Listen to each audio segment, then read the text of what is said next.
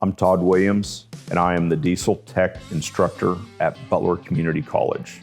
We're going to go through hydraulic brakes, electric brakes, air brakes, diesel engines, and diesel engine performance. Then we will take care of hydraulics, differentials, transmissions, the driveline, and then end up with suspension. We're going to try to hit aspects on everything from tracked equipment to wheeled equipment.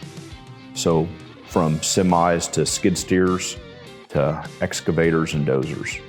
All of the people that we're working with have stated that safety is going to be one of the main things that they want all of the students taught. So one of the first things that they have to do is go through an OSHA safety training class. All the employers just want to make sure that everyone at the end of the day comes home with 10 fingers, 10 toes, and both eyes. There are huge job opportunities directly in the El Dorado, Wichita area and all over the country. There's huge opportunities for every student that will come through here.